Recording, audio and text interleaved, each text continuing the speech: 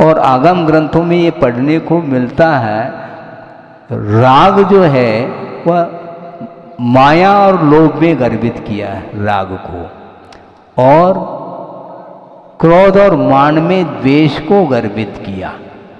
ये 4 कषाय हो गई, 2 कषाय, 2 कषाय द्वेष के लिए, 2 कषाय राग के लिए।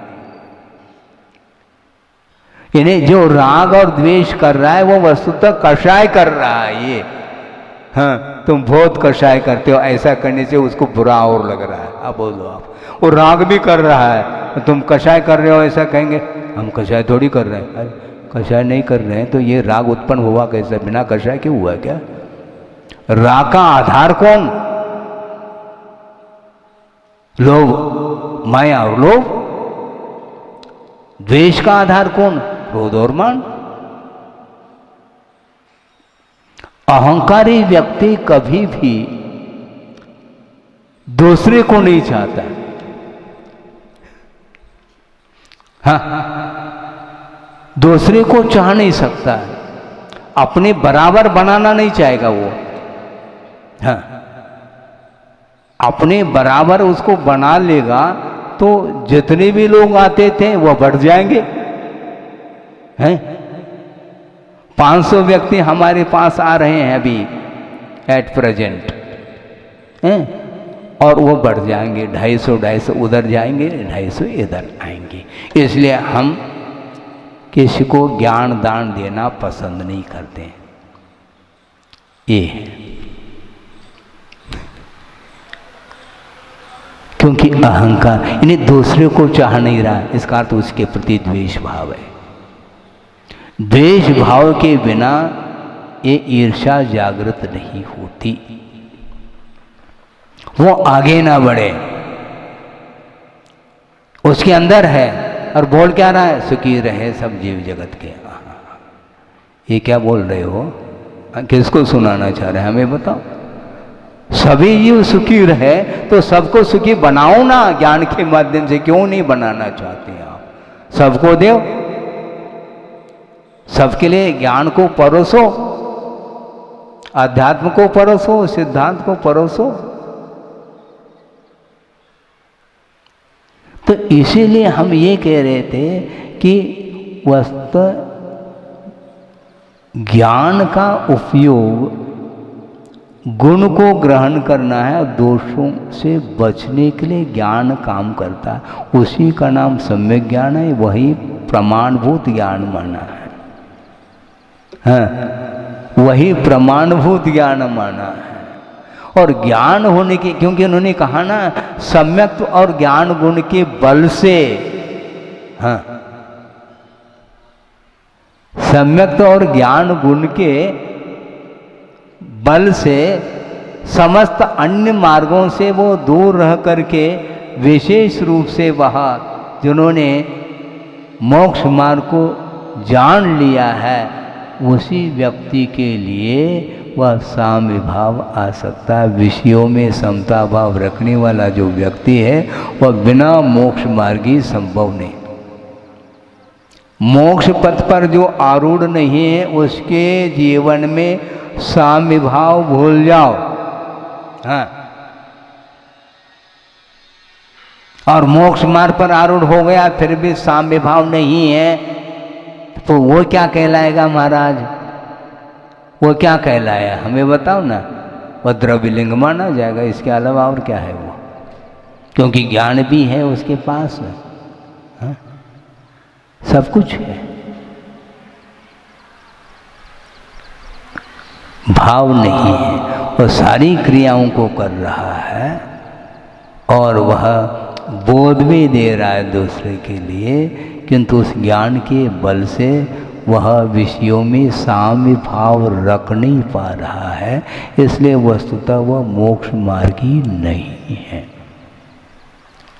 द्वेष से बचो, राग से बचो, ये कहा जाए कि प्रत्येक इंद्रियों के विषयों में यही हाल है।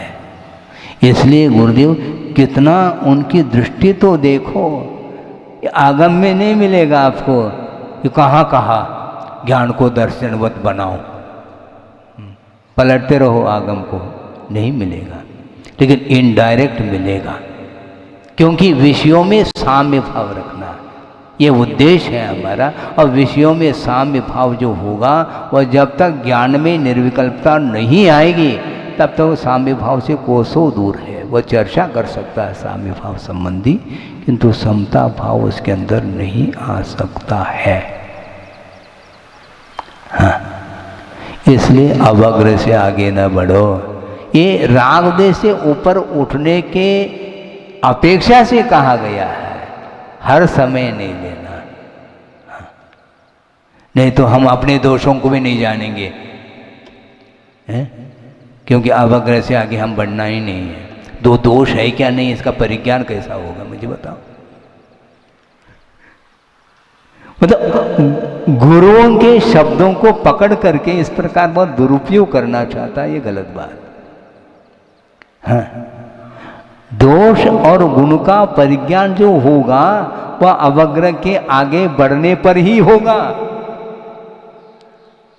हाँ, ये दोष है, ये मेरे लिए उचित नहीं है, ये ज्ञान का विकास होने के बाद ही होगा।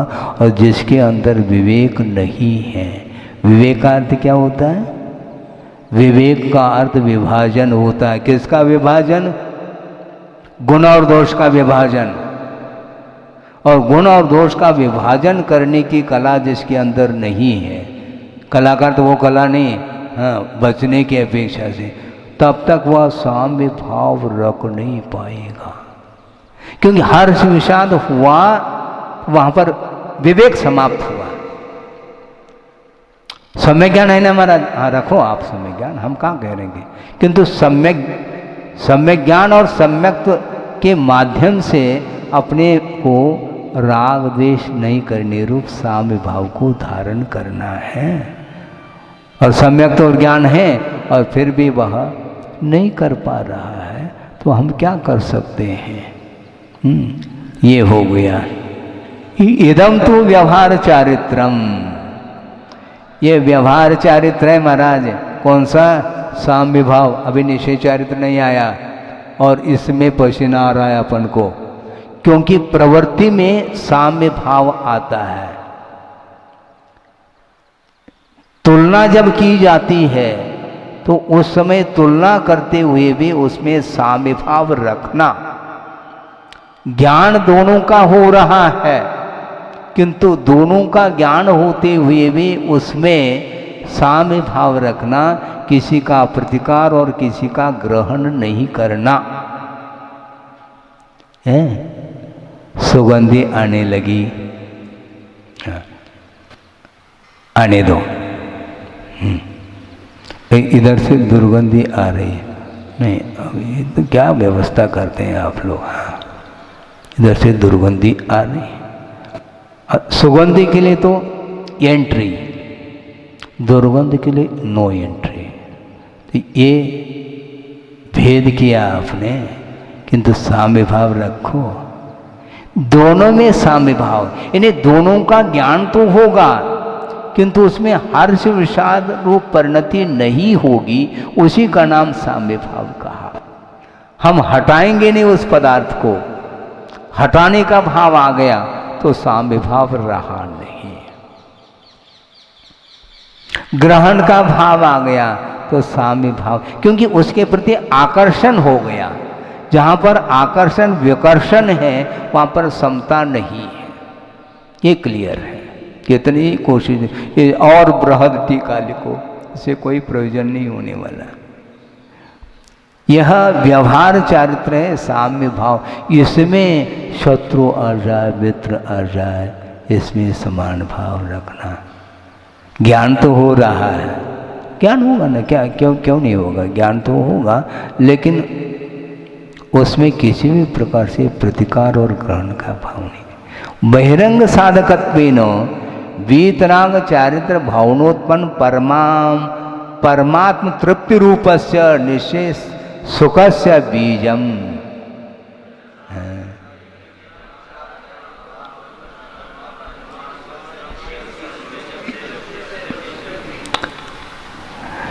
वीतराग चारित्र की भावना से उत्पन्न जो परमात्मा की तृप्ति रूप जो निश्चय सुख है, उस निश्चय सुख का वह बहिरंग साधन होने से वह निश्चय सुख का बीज है, ऐसा कहा।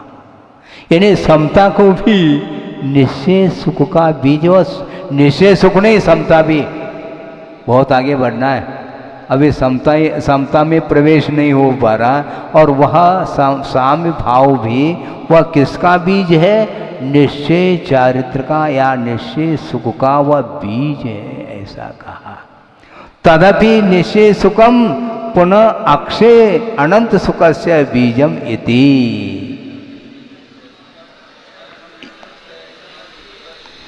जो निश्चय सुख है वह भी अक्षय अनंत सुख का वह बीज है। व्यवहार चारित्र निश्चय चारित्र के लिए बीजभूत, और निश्चय चारित्र क्षायिक चारित्र के लिए अथवा क्षायिक सुख के लिए, यहाँ पर सुख को चारित्र के रूप में लिया है, उसके लिए वह बीजभूत है। यानी निश्चय सम्यक्त भी क्षायिक निश्चय चारित्र भी वह क्षायिक चारित्र नहीं।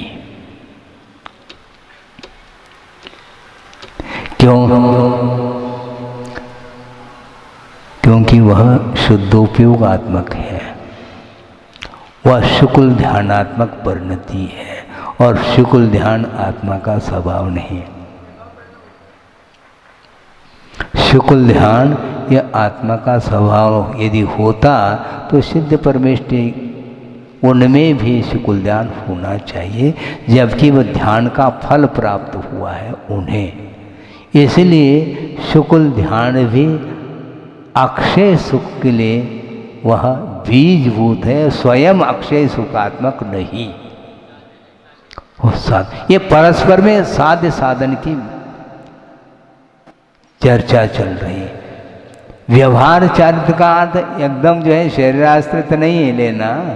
व्यवहार चारित्र में भी वह आत्माश्रित ही चारित्र होकर के उसमें भी वह विकल्पात्मक चारित्र है, क्योंकि पदार्थ में भिन्न भिन्न पर्याय को लिए हुए जो पदार्थ सामने आते हैं, उस समय वह उन सब के प्रति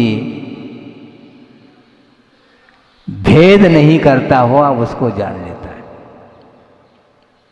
हाँ, बिना प्रतिकार और ग्रहण भाव के वह उसको तटस्थ भाव के साथ उसको ज्ञान का विषय बना रहा है। इसी का नाम साम्य भाव कहा, और ये प्रवृत्ति में होने के कारण इसको व्यवहार चारित्र की संज्ञा दी है। और इसके माध्यम से जब भीतर में जब डूब जाता है तो उस समय वह निश्चय चारित्र माना जाए। उस निश्चय चारित्र के लिए समता भाव रूप चारित्र यह व्यवहार चारित्र है, उसके लिए बीजभूत है। और जो शुक्ल ध्यानात्मक जो निश्चय चारित्र है वह अक्षय सुखात्मक जो चारित्र है, उसको जो भी कहो, उसके लिए वह बीजभूत है। हाँ, इतना ये बहुत ही गहरा चिंतन इसमें आया है आचार्यों का। निषेध ये हो गया। अत्र यद्यपि साध्य साधक भाव ज्ञापनार्थम निश्चय व्यवहार मोक्ष मार्गस्य एव मुख्यत्वम इति भावार्थः।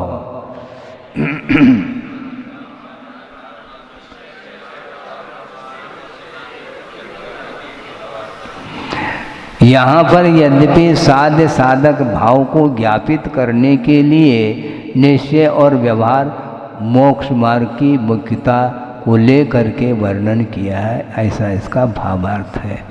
एवं इस प्रकार नौ पदार्थ प्रतिपादक द्वितीय महाअधिकारे व्यवहार मोक्ष मार्ग कथन मुख्यतया गाता चतुष्टयेन प्रथमा अंतर अधिकार समाप्तो हो।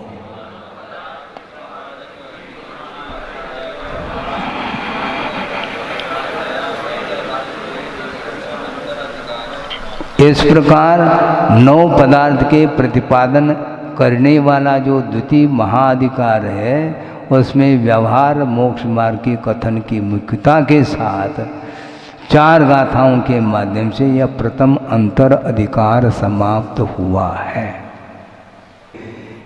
आप जितना आप चिंतन करो और वह बढ़ता जाएगा, बढ़ता जाएगा, उसका अंत नहीं है। सम्यक ज्ञान होने के बावजूद भी वह समता से वंचित रह सकता है। हाँ, क्षायिक सम्यक दृष्टि है, उसके पास भी सम्यक ज्ञान है, उसके बाद भी वह उसके अंदर साम्य भाव नहीं आ सकता, क्योंकि असंयम प्रत्यय अभी विद्यमान है।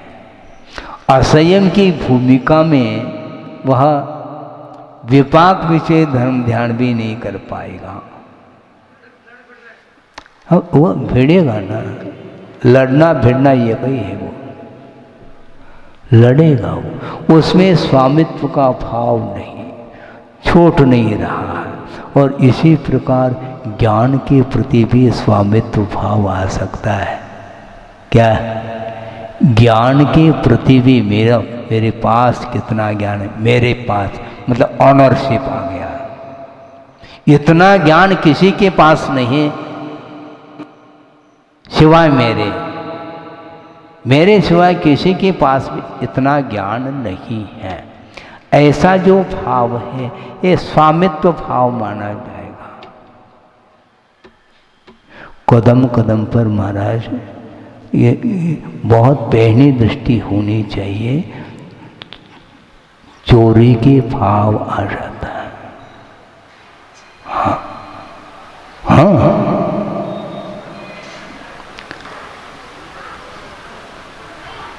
क्योंकि वह ज्ञान ख्याति के लिए यदि मान लो कारण बन रहा है तो उसको वह बटोर रहा है। ये बटोरना ही चोरी है। हाँ, बहुत कठिन है ये, समझ में आ रहा है क्या नहीं? आप इतना बटोर करके करना क्या चाहते हैं? आप इतना ज्ञान को बटोरने के बाद भी यदि साम्य भाव नहीं है तो वह उस ज्ञान की क्या उपयोगिता, यूटिलिटी, उपयोगिता क्या है उस ज्ञान की? मेरे पास इतना ज्ञान, वह परिग्रह संज्ञा। और परिग्रह जो एकत्रित हुआ वे बिना चोरी के संभव नहीं, ये ध्यान रखो। परिग्रह का जो संचय होता है वह बिना चोरी के नहीं, बटोरा है उसने, बटोर करके एकत्रित किया है। क्यों? हम दुकान स्वतंत्र रूप से खोलना चाहते हैं। जब तक परिवार में लड़का छोटा है तब तक वह मिलजुल करके रह रहा है। अब शादी हो गई, उसके बाद वह धीरे धीरे वह पैर पसारना चाहता है। अर्थात क्या? अब पिताजी हमें स्वतंत्रता मिलनी चाहिए, हम सेपरेट रहना चाहते हैं। अभी तक क्यों नहीं रहना चाहता था बेटा? वो मत पूछो, अब आ गया।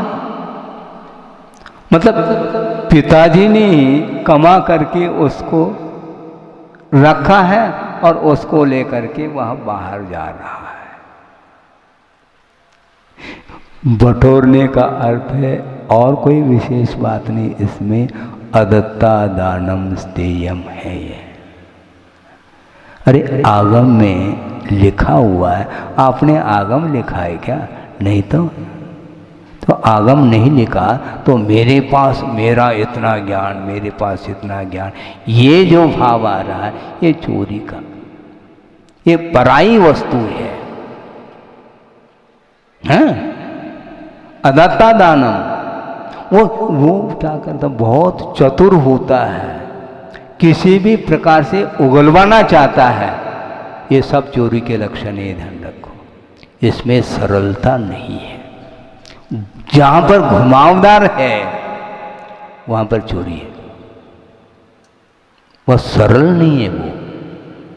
हाँ, थोड़ा छेड़ दिया और बैठ गए अपने आप ही। महाराज तो करुणा सागर है ना, दया के सागर, करुणा सागर। और उनके माध्यम से, और वो बिल्कुल दूसरे की हित की दृष्टि से उन्होंने दे दिया और बटोर करके वो चला गया, खत्म। इसके बाद भी वह समता भाव से वंचित है। इसका अर्थ वह ज्ञान का जो भाव है, मेरे पास इतना, मेरे वह संचय कर रहा है। वह परिग्रह का संचय करने वाला व्यक्ति कभी भी अचौर्य व्रत का पालन नहीं कर सकता है, लिख करके रखो। हाँ, संभव नहीं है वो। अब दूसरी बात ये है, अन्यथा न ले, क्योंकि अन्यथा 1-2 मिनट और ले लेता हूँ, ज़्यादा नहीं लेऊंगा, नहीं तो परिग्रह संचय हो जाएगा। हाँ, तो हम 1-आध मिनट ले करके हम क्या कहना चाह रहे थे? आचार्य तो है,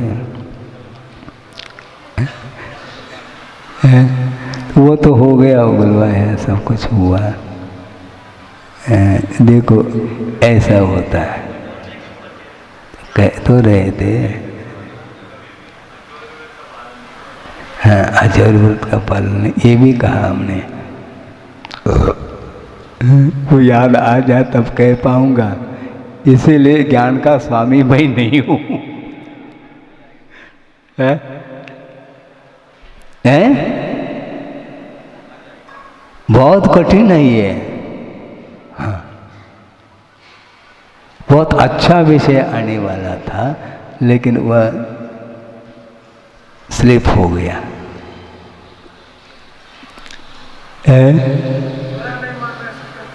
हाँ, ऐसा कहा तो था हमने। हाँ हाँ, आ गया, देखो इसी के माध्यम से आ गया। बुरा नहीं मानना। जब तक क्षोभम नहीं है तब तक तनाव क्यों रहता है?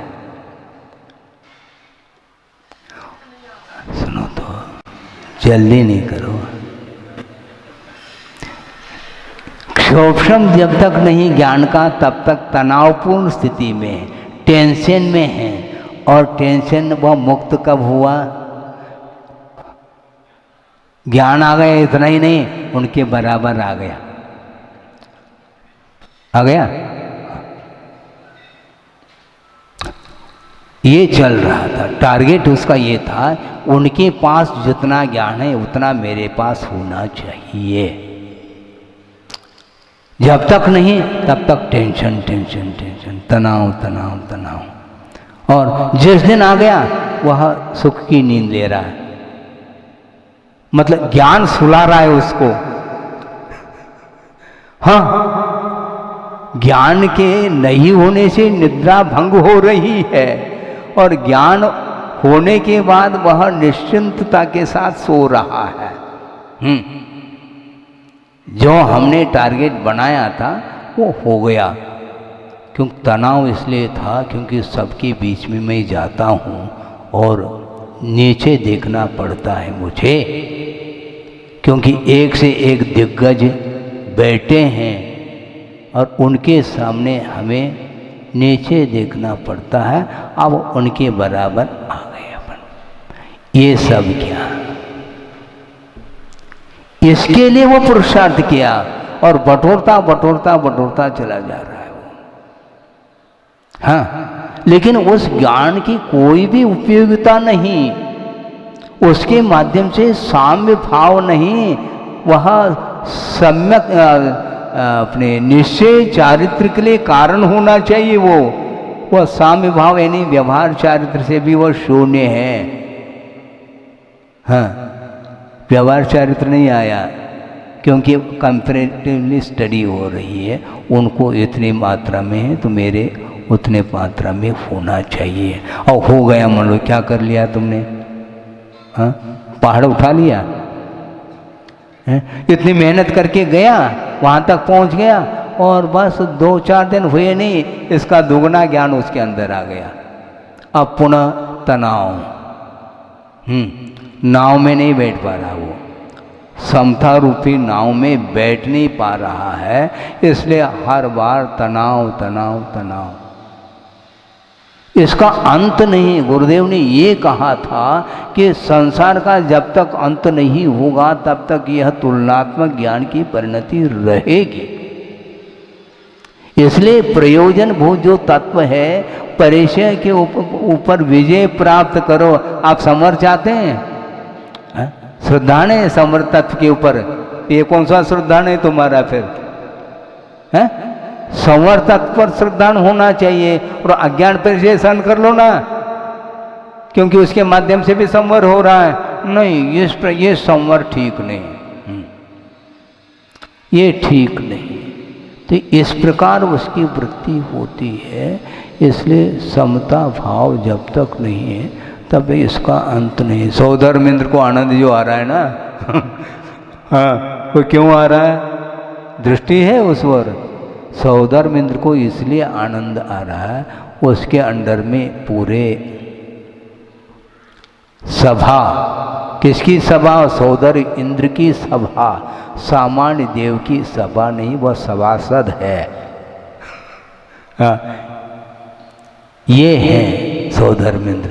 तो जो आनंद आ रहा है वह परायत्त आनंद आ रहा है, क्योंकि सारे देव सामान्य कैटेगरी में बैठे हैं और ये सिंहासन इसके लिए मिल गया। ये ऊपर उठा हुआ है, मुकुट अलग ढंग का रहेगा, वेशभूषा सारे पूरा ऐश्वर्य और हुकूमत आज्ञा आदि सब। यह जो सुख है वो सभा जुड़ी है, सभा के कारण उसको सुख है।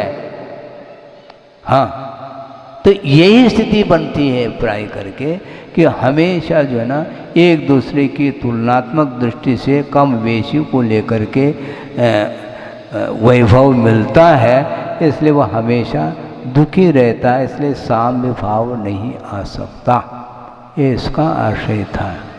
बोधि समाधि परिणाम शुद्धि स्वात्मोपलब्धि शिव सौख्य शुद्धि चिंतामणिम चिंतित वस्तुदाने वंद मानस्य ममास्तु देवी। परम पूजाचार्य गुरुवर श्री विद्यासागर जी मुनि महाराज की जय। यह अधिकार 9 पदार्थों का प्रतिपादन करने वाला है, इसलिए पूर्व में जो कारिका आई थी उसके अनंतर जीवादि 9 पदार्थों का मुख्य रूप से नामोल्लेख के साथ कथन करते हैं और गौण रूप से उसके स्वरूप का भी कथन किया जा रहा है, क्योंकि सामान्य रूप से कथन करके उनका पृथक रूप से भी वर्णन आगे आने वाला है, उसको सूचित यहाँ पर किया जा रहा है। जीवा जीवा भावा पुण्यम पावं च आसवं तेसिं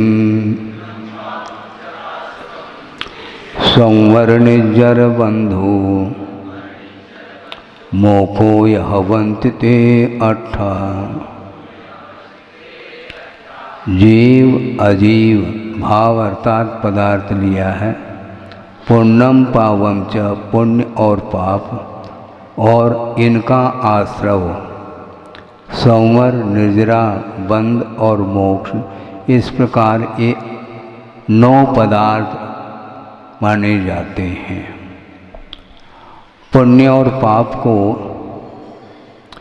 एक मानना ठीक नहीं है। यदि पुण्य और पाप को हम एक मान करके चलते हैं तो 9 पदार्थ के प्रति श्रद्धान करने रूप जो व्यवहार सम्यक दर्शन वही कैसा बन पाएगा? हाँ, नहीं बन पाएंगे ना। और 9 पदार्थों का उल्लेख आगम में है, इसलिए पुण्य और पाप को एक गिनना ठीक नहीं। श्रद्धान पृथक रूप से कर लेना चाहिए, किंतु पात्र को उद्देशित करते हुए पात्र की ओर दृष्टि रखते हुए कुंद कुंद स्वामी ने पाप और पुण्य को एक रूप में गिना है। किंतु श्रद्धान पृथक रूप से इसलिए होना चाहिए क्योंकि पुण्य पदार्थ के प्रति श्रद्धान होगा तो उसके प्रति श्रद्धान होने से जो पवित्र परिणाम होंगे उनके माध्यम से ही सासे पुण्य का अर्जन भी होना है। और उसमें सबसे पुण्य पदार्थ में भी कर्म की अपेक्षा से दृष्टि रखते हैं तो सारे के सारे घातिया कर्म तो पाप में है ही, किंतु अघाती कर्म में कुछ प्रशस्त भी हैं और अप्रशस्त अर्थात पाप रूप भी हैं। इन दोनों को हम एक मान करके चलेंगे तो तीर्थंकर प्रकृति का जो बंध है वो कैसे कर पाएंगे हम, क्योंकि सोने की बेड़ी और लोहे की बेड़ी दोनों एक है, क्योंकि उसके माध्यम से बंद होता है। कोई भी बेड़ी उसके माध्यम से बंधन का ही अनुभव करना है ना। इसलिए श्रवण को ये समझाया जा रहा है कि पुण्य और पाप को तुम्हें एक मानना पड़ेगा। श्रद्धान के अपेक्षा से आपने मान लिया, ठीक है, क्योंकि प्रवृत्ति के रूप में जब श्रवण आता है तो उस समय भिन्न भिन्न प्रकार की प्रवृत्ति होती है। उसमें जो अशुभ प्रवृत्ति है, असत प्रवृत्ति है, उससे ऊपर उठने के लिए मूलाचार का आधार लेकर के वह प्रवृत्ति करता है और उसके माध्यम से ही वह शुद्धोपयोग तक उसकी यात्रा होती है। उद्देश्य अथवा लक्ष्य हमारा शुद्धोपयोग होना चाहिए और जो शुद्धोपयोग को प्राप्त करना चाहता है उसके लिए पुण्य और पाप को एक मानना पड़ता है। लेकिन वस्तुतः ये एक नहीं है, क्योंकि पुण्य फला अरहंता कहा। पुण्य का जो फल है वह अरहंत अवस्था हमें प्राप्त होने वाली है। वो पुण्य मन वचन काय की जो चेष्टा शुभात्मक होती है उसके माध्यम से ही पुण्य का आश्रय होता है, प्रशस्त प्रकृतियों का आश्रय होता है। और प्रशस्त प्रकृतियों के आश्रय के माध्यम से ही हमें आगे गति हमारी होती है जहाँ तक हम पहुँचना चाहते हैं। इसलिए 9 पदार्थ को लेकर के यहाँ पर व्याख्यान चल रहा है, उसमें पुण्य और पाप को भी शामिल किया है। हाँ, कभी कभी अभेद विवक्षा से कथन किया जाता है तो 7 तत्व सामने आ जाते हैं, तो उसमें आश्रव तत्व में ही पुण्य और पाप को अंतर्भूत करके चलते हैं। ये अभेद विवक्षा मानी जाती है। ये विवक्षा है, कभी अभेद विवक्षा से कथन किया जाता है, कभी भेद विवक्षा से कथन किया जाता है, किंतु कथन समीचीन होना चाहिए। जीवा जीवो द्वौ भावो, जीव और अजीव के रूप में ये 2 भाव अर्थात पदार्थ हैं। पुण्य पापद्वयम इति पदार्थद्वयम, और पुण्य और पाप के रूप में ये 2 पदार्थ। और आश्रव पदार्थः तयो पुण्य पापयो हो। हाँ, आश्रव पदार्थ क्या वस्तु है? उन्हीं पुण्य और पाप का आश्रव होता है। इसलिए उस आश्रव में ही पुण्य और पाप को कभी गर्भित किया जाता है। पुण्य और पाप इन दोनों का आश्रव होता है। इसलिए आश्रव पदार्थ में सामान्य कथन चलता है, उसमें पुण्य और पाप दोनों अंतर्भूत होते हैं। और जब पुण्य और पाप को जब पृथक ग्रहण करते हैं तो भेद विवक्षा हो जाती है और पुण्य और पाप का आश्रव होता है अलग अलग रूप से, इसलिए उसको आश्रव पदार्थ के अंतर्गत ले लेते हैं। संवर निर्जरा बंध मोक्ष पदार्थ चतुष्टयम इति तयोरेव, तयो अर्थात उसी पुण्य और पाप का आश्रय होता है तो पुण्य और पाप का संवर भी होता है। पुण्य और पाप की निर्जरा भी होती है और पुण्य और पाप रूप में बंध भी होता है, और वह पुण्य और पाप का क्षय रूप मोक्ष भी होता है। इस प्रकार ये चारों जो पदार्थ हैं उन्हीं पुण्य और पाप को लेकर के ही इन पदार्थों का भी वर्णन किया जाता है। एवं ते प्रसिद्धा नो पदार्था भवन्ति इति नाम निर्देशः। इस प्रकार वे प्रसिद्ध अर्थात आगम में जिसका वर्णन आया है ऐसे 9 पदार्थ होते हैं, ऐसा नाम निर्देश किया है। इदानीम स्वरूप अभिधानम, यहाँ पर भिन्न भिन्न जो पदार्थ हैं उनका स्वरूप का कथन किया जा रहा है। तथा ही ज्ञान दर्शन स्वभाव जीव पदार्थ, जीव पदार्थ का स्वभाव क्या? जानना और देखना, इसके अलावा कोई जीव का स्वभाव नहीं महाराज। हाँ, अर्थ ये हुआ जानना और देखना ये जीव का स्वभाव है, और राग द्वेष मोह आदि करना ये जीव का स्वभाव नहीं है। ऐसा श्रद्धान करना पड़ेगा अपन को। कैसा करोगे श्रद्धान बताओ? हैं? राग करना जीव का स्वभाव है। महाराज प्रशस्त तो कर लो, तो यहाँ पर इन्होंने कहा नहीं, अब मैं बता दूँ हमें। राग द्वेष मोह आदि करना यह संभव नहीं है स्वभाव की दृष्टि से। हाँ है, ये विभाव इसलिए जीव का स्वभाव नहीं ऐसा कहा जा रहा है। जानना और देखना स्वभाव है। ज्ञेय ज्ञायक संबंध है, ज्ञेय ज्ञायक संबंध अथवा इसके साथ दृश्य दृश्यक दर्शक संबंध। जानना देखना ये स्वभाव होना चाहिए। ज्ञान का और कुछ भी काम नहीं है, वह ज्ञान के माध्यम से जानने योग्य पदार्थ की जानकारी होती है। ये प्योर है, ये स्वभाव माना जाता है। और स्वभावनिष्ठ जिस समय होता है वह बिल्कुल ऊपर उठ जाता है। इसलिए उसके लिए समभाव रूप परिणमन करने में देर नहीं लग सकता। शरीर, हाँ शरीर नहीं करता, हाँ करती है ना, उसी को दंड मिलता है। नहीं समझे? हाँ, उसी को दंड मिलता है, क्योंकि अपराध जो करता है वह शरीर नहीं करता।